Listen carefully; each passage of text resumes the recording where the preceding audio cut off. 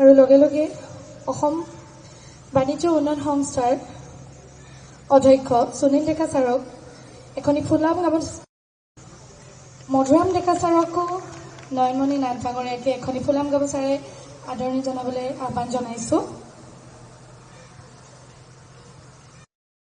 মণ্ডল ডাঙৰীয়াকো আমি এখন ফুলাম গামোচাৰে আদৰণি জনাবলৈ নয়নমণি নাথ ডাঙৰীয়া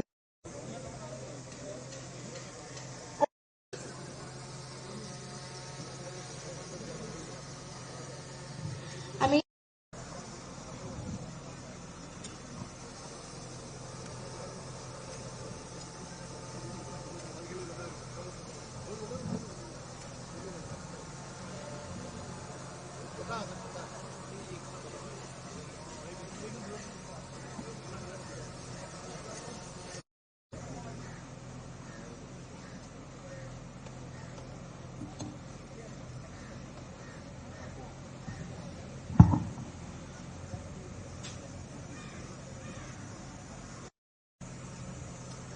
আৰু যিহেতু আমাৰ মঞ্চৰ বাহিৰতে জুবিন ক্ষেত্ৰ এখন বনোৱা হৈছে আমাৰ প্ৰাণৰ শিল্পী জুবিন গাৰ্গ দেৱক সুঁৱৰি আমাৰ তাতে দিনজুৰীয়া কাৰ্যৰ শান্তিৰ বাবে 1 মিনিট মৌন প্ৰাৰ্থনা কৰিম আৰু লগে লগে মায়াবিনী ৰাতিৰ বুকুত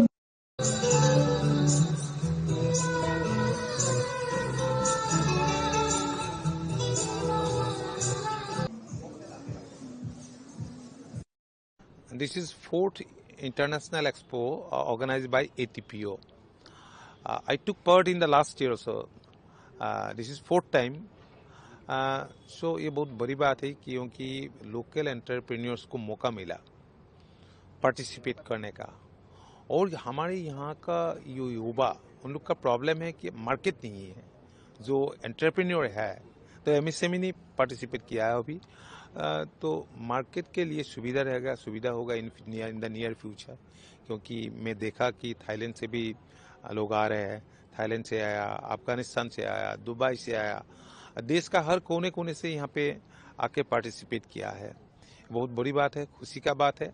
I would like to offer my heartiest thanks to the organizers for this 4th International Expo.